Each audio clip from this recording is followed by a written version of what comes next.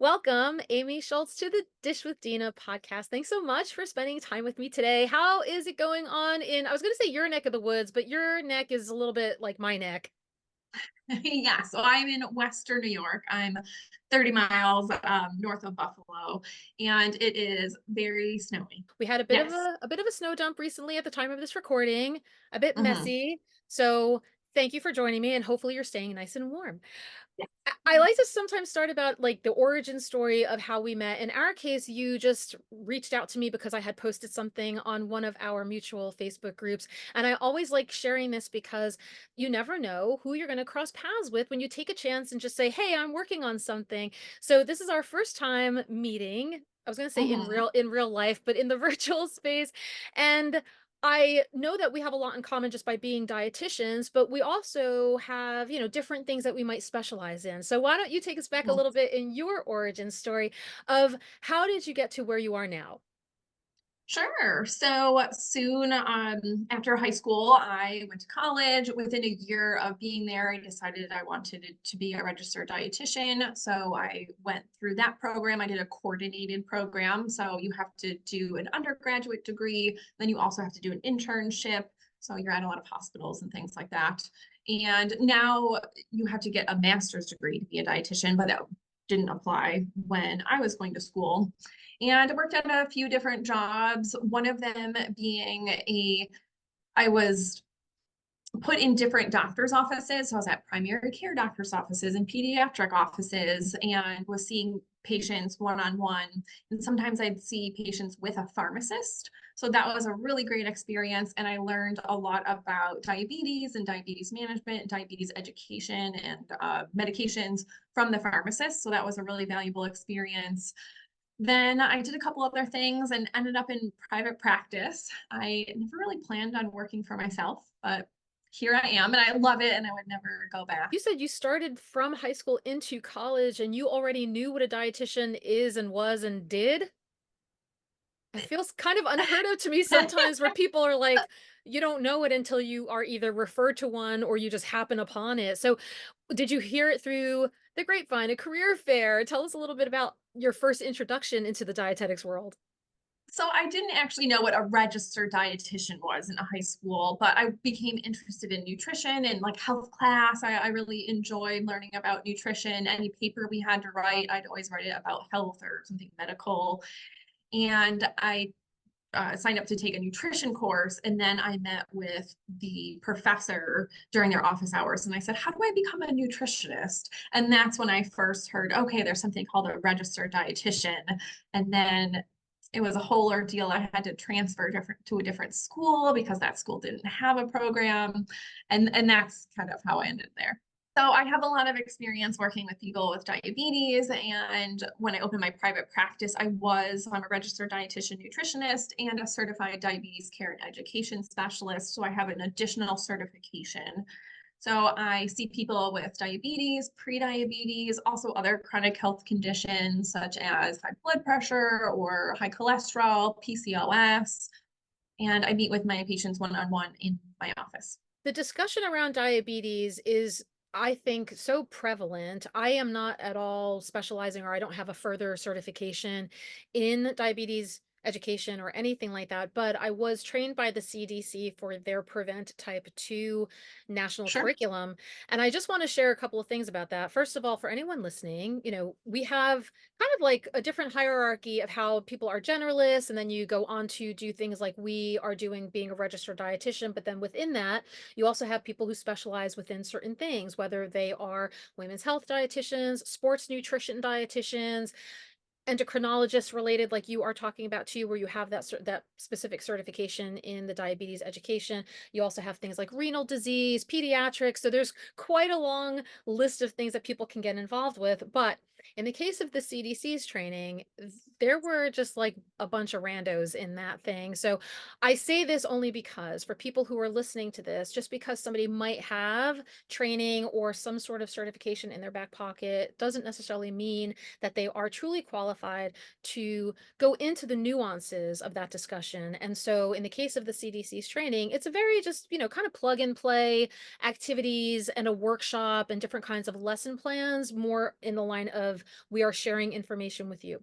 But for people who, like in the case of Amy, if you are working one-on-one in that outpatient setting, it becomes a discussion of experiences and behaviors and acknowledging challenges and barriers to change or stages to change. That becomes a whole psychological discussion within that, the counseling part of what Amy and what other dietitians do. So just if you are listening to this and you are working with somebody who is helping you manage your condition, whether it's to prevent something from happening or to manage something and slow the progression of it from getting worse, just make sure that you're working with somebody who understands the true nuances of things. Because I was like in that room with, like an IT guy and someone from human resources, and we were all being trained to do the curriculum. So no offense to people in IT and HR, but questions might come up in those settings that you may not be able to know how to answer. So Yes. Amy, in your case, with the CDCES, that specialized certification, can you share a little bit more about that? What did that entail? Why did you decide to take that certification? Sure. So, and to clarify, I am a CDCES, which not that long ago used to be called a CDE, a certified diabetes educator. So some people still say, "Oh, I'm a CDE, I'm a certified diabetes educator." So they are the same thing. Everyone's always changing the names of everything. It's hard to keep up to date. So that you already have to be a healthcare professional, you have to be a dietitian or a nurse practitioner or a pharmacist. A registered nurse is another common CDCES. So you already have to have a professional background, and then you have to prove that you regularly work with people with diabetes. We had to log, I believe, 1,000 hours of direct patient care. And then you also needed to do some continuing education specifically around diabetes. It's the same amount that I have to do to keep up my dietitian credential anyway.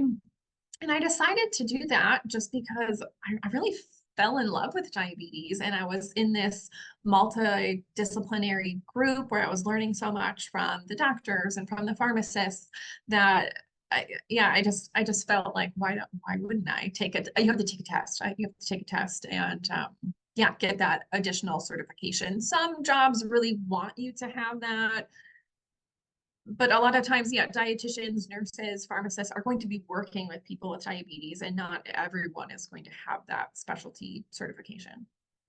And this really speaks to also, like you mentioned before, the clinical components of it. And especially since you were able to work closely with a pharmacist, you probably got a lot of insight into the unique pharmaceuticals and whatever else might be prescribed. Because when I also look towards the dietitians who go more into the line of holistic healing or integrative and functional medicine, they term food as medicine. And we all know, like, I get where you're coming from that, but food is food, and there are definitely requirements and conventional approaches to taking medicine for things that need to be medicated. So if you're listening to this podcast and you're like, I'm just going to give up this and go eat my, oregano oil or whatever, just be careful, because medicine does serve a purpose, especially when there's certain feedback loops and things that have to be regulated within your body that you don't necessarily want to come off of anything without speaking to your doctor or healthcare provider. So, what were some of the interesting things that you did learn? Not everybody starts off or loves doing the clinical approach when it comes to dietitians. They might want to do more community things or go right into private practice. But share with us a little bit about your experience of what the eye-opening, things that you were learning when you were working in that world, whether it was in the internship or even outside of that once you became an official dietitian. So when I was in school, I said I never want to work with people with diabetes because the way I was educated on how to help people with diabetes eat, I just thought it was very confusing. And I had this opportunity to get a job where we were focusing on working with people with diabetes. And I was definitely nervous and hesitant about it. but someone I graduated with was working there, and she said it's we don't do exactly what we learned in school. There is no one way to eat with diabetes, so you really meet the patient where they're at. What are they willing to change? What are they willing to do? And provide education in that way. But I just learned so much from the pharmacists. They were very up to date on all the new medications, obviously, but also any guideline. If the American Diabetes Association came up with new standards of care, they had to be very on top of those because they needed to make sure that they were recommending medications in a way that was following the guidelines. So it just really opened up a whole new world that I was kind of unfamiliar with. Yeah, that's fascinating because, we're the experts in nutrition. We're not the experts necessarily in medicine, but so many of the people that we work with are also on medicine. So it definitely helps us to hone in those skills and understanding of interactions and possible side effects and making sure that we know what people are taking.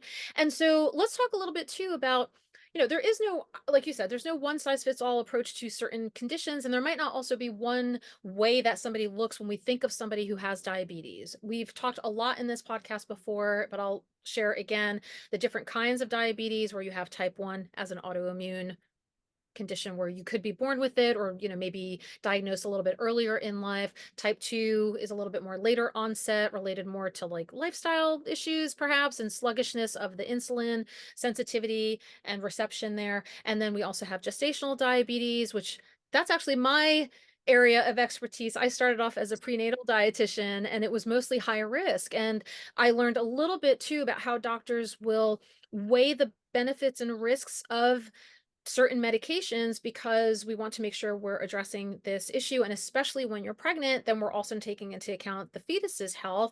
And so, there's different things that are guided over by the American College of Obstetrics and Gynecologists, and then also the dietitian's role of the guidance that we're given. So that was kind of interesting too. So Amy, do you see what you would consider to be like a typical patient or somebody who has certain demographical similarities as, the majority of the people that you see, or is it quite diverse? I really see a large age range, a large number of different chronic health conditions, but even just with diabetes, everyone's diabetes is so different.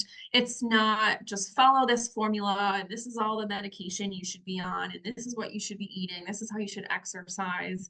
So I love working with people one-on-one because I get so much variety. Even if everyone on my schedule for that day has diabetes, it's not going to be the same conversation at every appointment.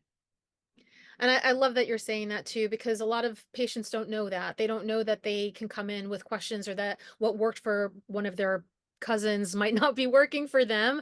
They were told something completely different. It might not make sense. So that's really helpful. The education part of what we do is exactly that, helping them understand what they might not know when they get diagnosed, right? That's sometimes very confusing. You mentioned before we started recording that you also work with patients with PCOS, right? Polycystic Mhm. ovary syndrome. And that's also a really kind of challenging condition to have as far as it's hormonal, it's women's health.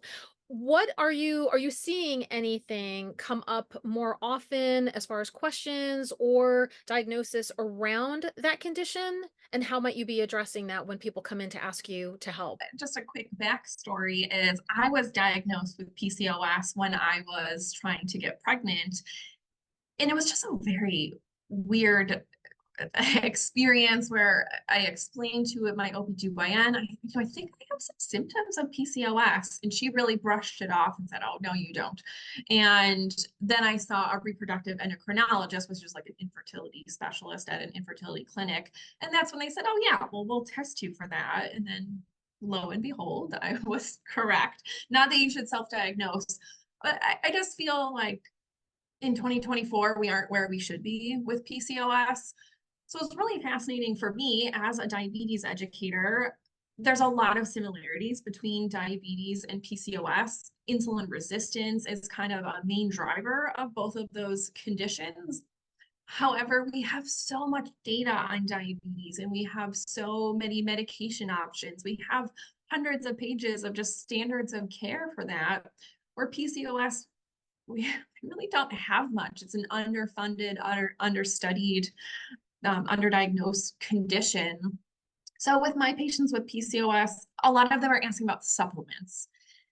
And when I talk to someone with diabetes, I say, we can talk about supplements, but there's so many great medication options available.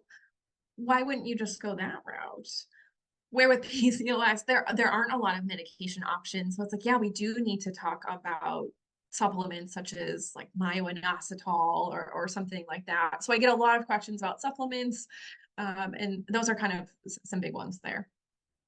So let's venture into one of the also common symptoms that tends to come up, or that may be a characteristic of both of these conditions that, we've had this discussion, and the dietetics profession as a whole has been a little bit at odds with talking about weight and weight loss. And we are at the beginning of the year where people are getting bombarded with commercials about the new year, new you, and fitness and diet. But in the clinical sense of having insulin sensitivity issues, or what is known as with PCOS of having, that's one of the things, right, where it's like involuntary weight gain happens. So what are your thoughts about addressing weight loss or management of some sort, whether it is with these underlying conditions, or even if somebody is coming to you with a weight discussion? How are you navigating that topic these days? Yeah. So obviously, especially as the dietitian, your diet and your exercise needs to be the foundation to managing your weight. If you choose to manage your weight, just because your doctor is saying, based on your BMI, you are overweight, you are obese, you need to lose weight, it's really at the end of the day your decision. Are you comfortable with your current weight? Is that something that you're ready to tackle right now? If you're in a tough stage of life where, maybe there's some stressful things going on, or there's other priorities, maybe weight loss is just going to be a losing battle. Like maybe now is not the time. And also realizing that there's other things you can do with diet, exercise, other lifestyle management things that can improve your health and improve your PCOS or improve your diabetes without weight loss.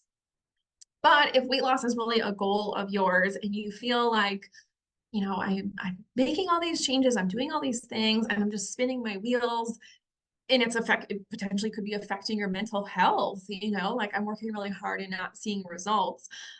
Weight loss medications are becoming they're a very hot topic. They have been for the last year or two. And I'm definitely, I would say, like pro-choice in terms of those kind of medications, that if you want to take one and you meet the criteria, that should be an option. I feel like even before Ozempic was a thing, Wegovy, weight loss medications have been around for a very long time, and it's always been in various guidelines that they should be prescribed, and they just haven't been. So there are other options, and for years I've been kind of saying, hey, there's a tool out there that could help you, but now people actually are kind of familiar with them and are more interested in them. Yeah, I agree with that approach too, and I liken it also to mental health. I've been very transparent with my history with mental health conditions. I've been diagnosed with bipolar disorder. I've been medicated for bipolar disorder, and I've gone on and off of that, but the real underlying thread is also going into therapy. So it's not just enough of taking the meds without having the strategies and tools of how to manage some of the challenges that I have with this condition. And same thing goes with any kind of clinical condition too, that you could take medicine for hypertension, you can take medicine for weight, you can take medicine for everything. But if you're not there behaviorally, or if the behavior part was an issue in leading you up to something that might have affected that condition or exacerbated that condition, then again, the spinning the wheels comes in. So I think meeting people where they're at for sure, allowing the discussion to take place, to be very open and asking, why or why not, or again, also disclosing potential side effects or risk factors that come into play, and also making sure that we're there to help them with the behavioral changes that come with it. Because even on weight loss medications, if you are seeing results, then is it fair to assume, is it a lifelong thing or not necessarily, Amy? So if you think about, if you have high blood pressure and you go to your doctor and they say, oh, your blood pressure readings are high, I really want you to work on your stress. I really want you to watch your sodium intake. I want you to increase your fruits and vegetables. Also, here's a medication to help lower your blood pressure. And without having that discussion, it's kind of assumed that you're going to take this medication indefinitely. There's a possibility that things change and you do, I don't know, change jobs and your stress level changes and, your blood pressure is fine. You could trial decreasing the dose or going off of it. That's always a possibility, but it's assumed that you're on it long term. And these weight management medications should really be treated the same way. You should plan on taking it long term. We don't have a ton of very extensive data like from the drug companies of, oh, well, when people were on it for 10, 15 years. But to clarify, some of these drugs have been around for a long time. These GLP-1 receptor agonists like Wegovy, Ozempic, they have been around for 15 years. They were just a different brand.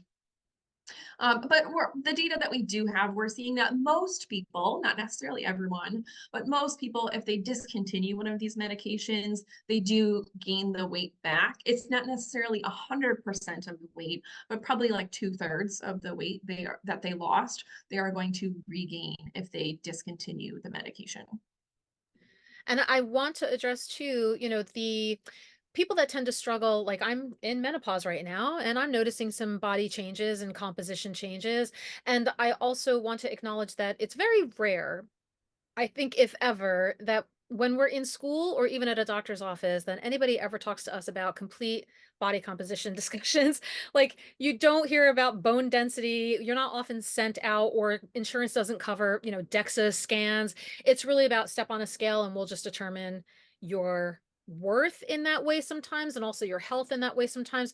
So I just want to have an open discussion for anybody out there who is struggling. If you're talking about like those last 5 to 10 pounds, maybe now is a time to just come to terms with this might be how it is. Those medications are for people who have been really, if correct me if I'm wrong, but really struggling, kind of almost like as a last resort to lifestyle modifications, or something's working against the grain there, like when they're having insulin issues or any other thing that might be complicated in that sense, to be going on it lifelong. They're going to be losing a dramatic amount of weight.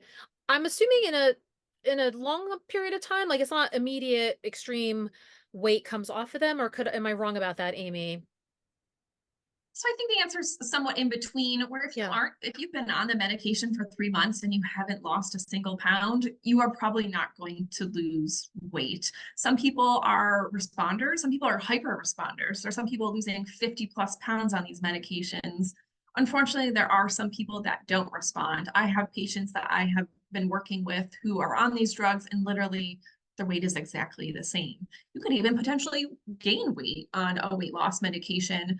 Everyone's response is very different. And unfortunately, we don't know who's going to be a good responder or not until we just try it.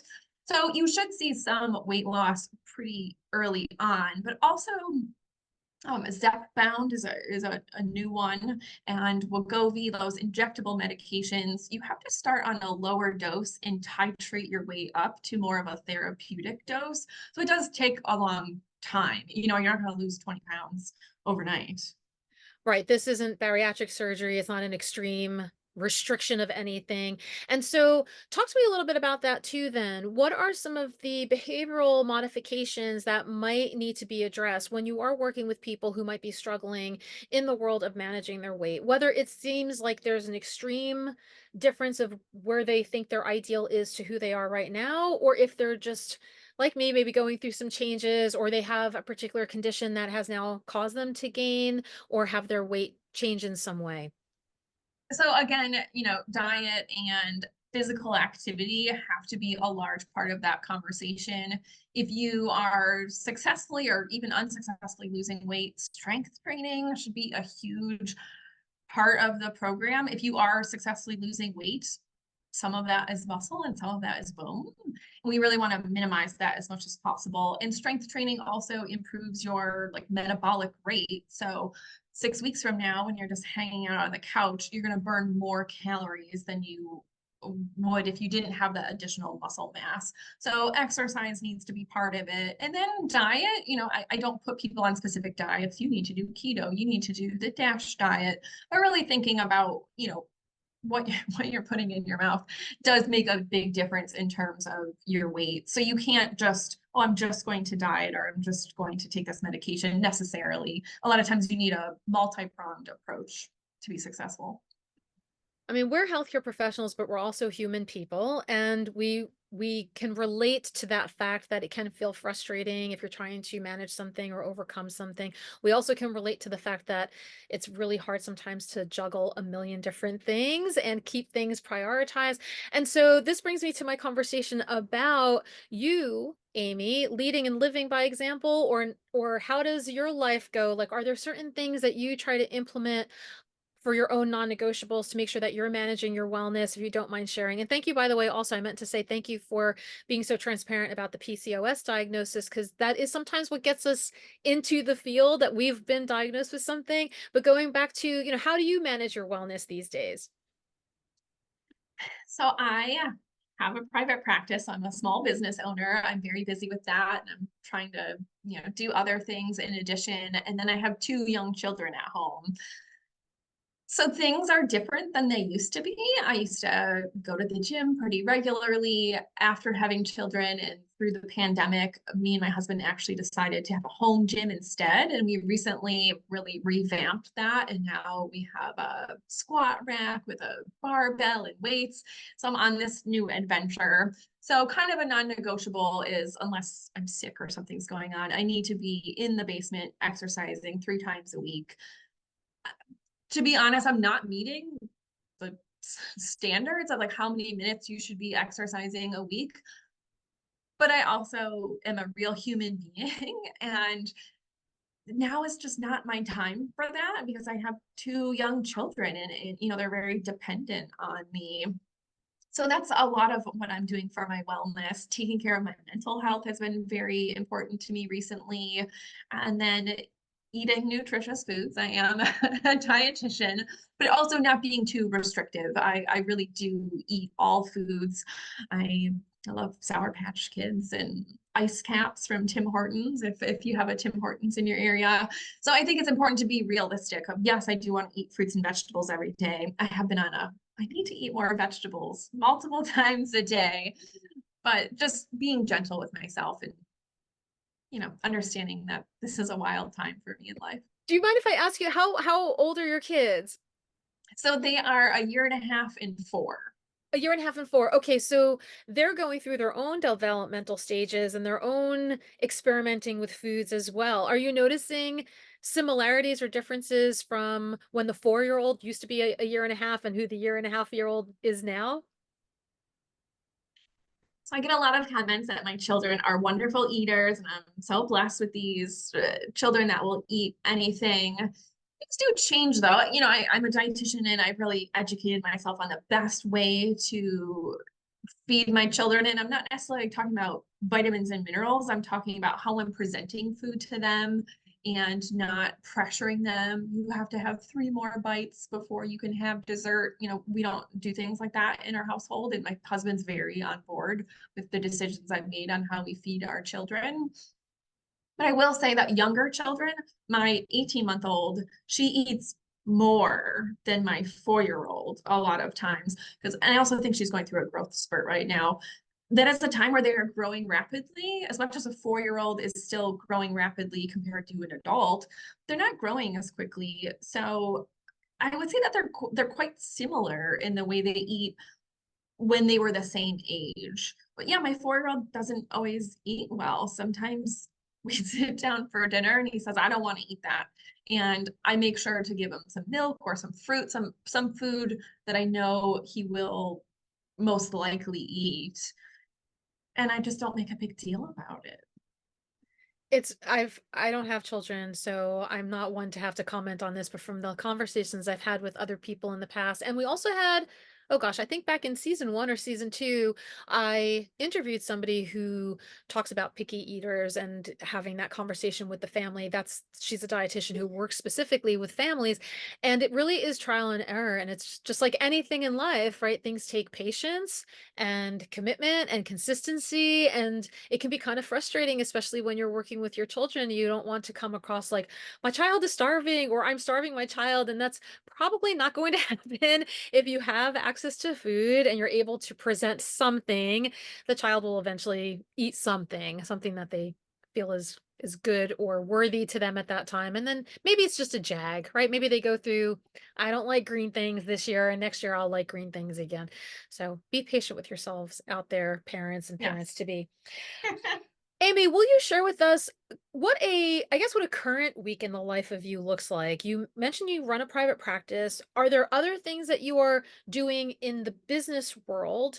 And how are you in productivity language? Like, how are you managing all of the different things in addition to being a mom and taking care of yourself? That is a good question. I feel like I could be doing a better job. So I see patients generally 3 times a week, Monday, Wednesday, Friday. I do work longer than an 8-hour shift. Mondays and Wednesdays are 10 hours. And I do have an assistant. I've had her for 2 years now. And so she helps me. I'm a insurance-based practice. Not all dietitians credential with insurance companies, but many do. So my assistant is responsible for some of the billing responsibilities that we have, and our office does call insurance companies to check benefits. So she does a lot of my admin work. And I have a physical office, so she, you know, gets the printer filled with paper and, those basic kind of things. So I do have help. And then on my Tuesdays and Thursdays, I either catch up on things going on with my private practice. But something that's become really passionate, I've been very passionate about is taking health insurance. And I really want to help educate other dietitians on what does that look like? Because I know that when I went to school, I don't think we learned about a CPT code or an ICD-10 code. Definitely not how do you credential with the insurance companies. So I have this side passion project called Dietitian Direction. It's a website where I am providing free information to other dietitians. So that's been a huge learning curve because I had to learn WordPress, which is a platform to create a website. My private practice, I just have it on Wix. So there was quite the learning curve there. So sometimes the balls get dropped when you're working on a lot of projects at once, but it was important to me as a newer mom. I just felt like I needed to do something for me, and kind of creating a side project was that. We have some things in common because, well, I have, and I mean this in not the way it's going to come out, but I half joke that dietetics is a pyramid scheme because I feel like we all go into it wanting to work in dietetics, but then we have to navigate all of these other administrative, business, marketing components, and we get good at it, and then we end up being able to teach the next round of, the next generation of dietitians to come in. So it feels sometimes like a lot of people I have talked to and know on the internets and the social media world have completely pivoted from being dietitians to being business coaches now. And your girl here is kind of one of them because I'm integrating that into, I do have a private practice. I do see patients. I also work in a billion other things. Like I do corporate wellness. I'm also an adjunct lecturer. But one of the things that just keeps coming up over the past 6 years, and we talked a little bit too before we started recording about working with interns and students, is that they all come back to me, Professor, can I meet with you for half an hour to talk about something? Professor, can I ask you about going into private practice? So the good thing, for at least for me, is being a teacher is now I spend at least one class every semester giving some instruction as to what happens next outside of the textbook discussion. We have, I think, a couple of case studies too. So for anybody out there, case studies are like, homework assignments working in the real world or pretending like you're working with an actual person of how to do billing and coding. So that's something that I've integrated into some of my classes also, just to give the taste of that. But it's become so prevalent that I will have people who have now graduated school or have gone on to become newly credentialed dietitians that I've just decided, let me just make that a service I provide. So good luck to both of us because we need it. And why not, right? Why not just go and purchase the services from someone who is a business coach or an insurance representative, but somebody who knows the actual details and the nuances of our profession. So once again, Amy, right, we're bringing this conversation full circle because you are a specialist in that now. And I will share with you too, I started taking insurance a few years ago. It has not been going as I thought it would. It's Oh very, no. yeah, it's very, for me, I'm flying solo. It's a little bit hard to navigate. I have a feeling that there's claims out there that I should have gotten paid on and I just never was. And I just can't care enough to wrap my brain around chasing those down. But having the ability maybe at one point to have an administrative assistant or a virtual assistant to do some of those things. I hate being on the phone. Like I just hate how, I don't know, I always get anxiety of, am I on hold? And now is this going to ruin my day? And maybe I don't have the information I need. So I'm definitely going to be reaching out to you to learn a little bit more from your insight into that. How long have you been a dietitian again? How many years has it been? 14. And I've been in, 14. yes, and I've been in private practice for 7, but I was actually billing insurance companies prior to my private practice. So that was something I felt very comfortable with. Like not Right. only can I, take Yeah. care of my patients, I Yeah. feel like I can take care of the billing as well. Yeah, because it's so like the language that Amy and I are using right now with the ICD-10 codes, those are your classification of diagnoses, and not everything gets covered. Or if we mistakenly put a wrong code, or maybe you as a patient comes in and you don't know what really you're there for, or somebody referred you but didn't give you the proper documentation, things like that can be denied. Then we don't get the proper reimbursement, and maybe you as the patient end up having to eat that cost or pay that cost out of pocket, which is not something that we want to do. We want to be able to utilize your insurance. And I will say, I mean, I don't know if you've seen on the newsletters and the forums and stuff recently about this whole like MNT and Medicare and all these different things that they're kind of fighting for, to be able to reimburse and be able to see more people with a lot more different kinds of conditions. So we'll see where that goes in the coming years. Is there anything that you want to talk about, by the way, in the world of insurance, like what people who are coming to see you should maybe know, to, what they're bringing to the table, or the information they should know to ask you or ask their doctor when they're coming to you, whether they're coming with a referral or not? Sure, so much information to share. So with the Affordable Care Act, a lot more people have some sort of coverage. If you have a commercial plan, so your employer, your spouse's employer, or your parents' employer, provides you with health insurance, you probably have some sort of benefit. It's considered a preventive benefit most of the time, kind of depending on also why you're being seen. So even if you have a high deductible, where normally to see a specialist or to go to physical therapy or something, you have to pay the whole fee schedule, like the full amount. A lot of my patients have deductibles, but they're still paying me $0. It can be difficult to get the information from your insurance company of, do I have coverage? Do I have preventive coverage? If I do have preventive coverage, what codes does the dietitian need to be using? So if you are meeting with a dietitian and you really want you to go through your insurance, I think, I think it would be appropriate to ask some questions of, do you take other people with this insurance plan, and what is generally covered? What is the billing policy? I think that's all good information to ask. So you probably have covered. A lot of people still don't know what a dietitian is. Nonetheless, like, oh, my insurance will pay for this. There are some restrictions. New York State, we actually have some changes coming up with Medicaid. So some Medicaid plans cover nutrition counseling, some don't. They're going to vary quite a bit. Medicare right now is pretty limited. You get a limited number of hours. There's a little bit of wiggle room there, but it's only for diabetes and specific types of chronic kidney disease.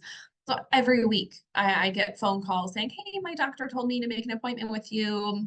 I say, okay, you have Medicare. Oh, I have pre-diabetes.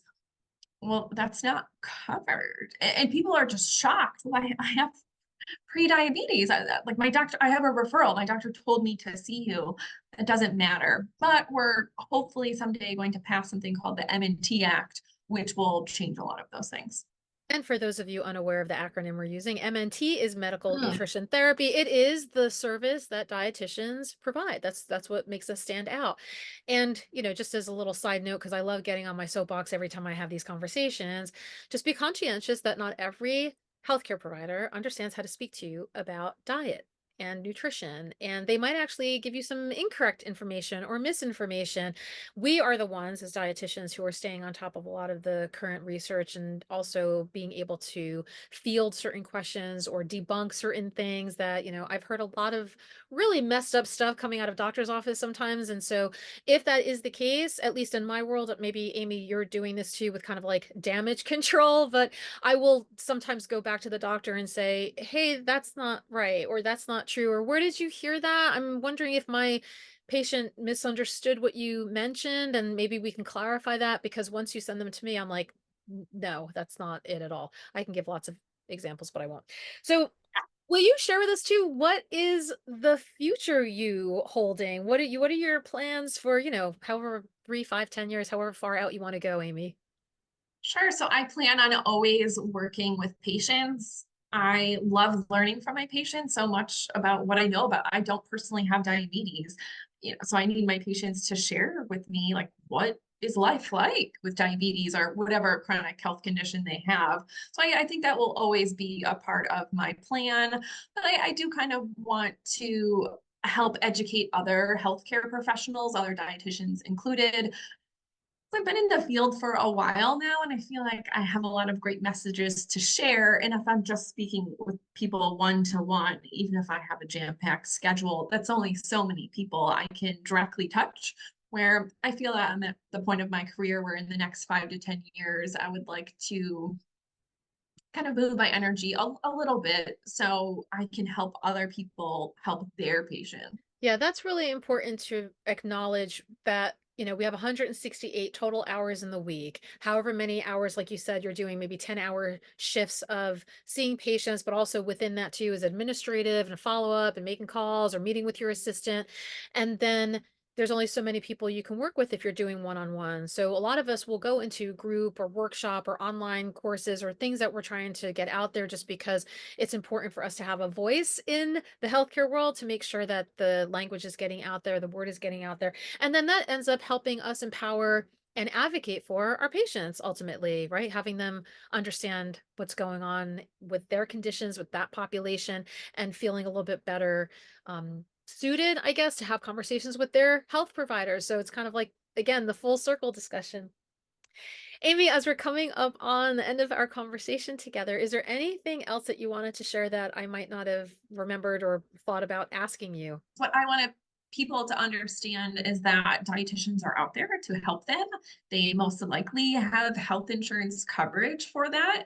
The worst thing you could do is ask and get told no, you don't have coverage. Paying out of pocket is obviously an option as well. And yeah, we're here to help you. And I think most of us are pretty open-minded about, do you want to talk about weight loss medications?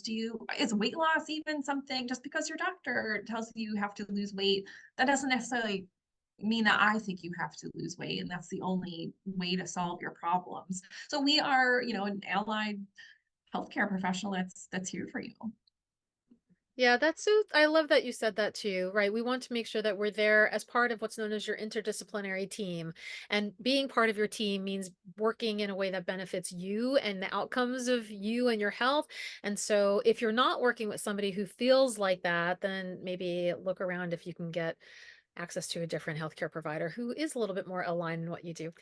All right, Amy, it is time for my final two question, which is what is on your plate today? Meaning both figuratively, as in what are you working on next as soon as we wrap up, and what's the next meal that you are having? Sure. So I'm still in my office, so I have a couple more patients to see before I wrap my workday up. And then I actually don't know what my next meal is going to be because my husband is picking up the kids and making dinner. And we have a loose meal plan of, we're probably going to eat this on this day. But this week we actually don't have anything on the list yet. So it'll be a surprise. Amy, it's been a real pleasure getting to know you, learn a little bit more about you. Also, I always like conversations that I can have with my peers, my colleagues. So thanks so much for taking time out of your day. And I hope that we get to cross paths again soon. Yes, thank you so much for having me on.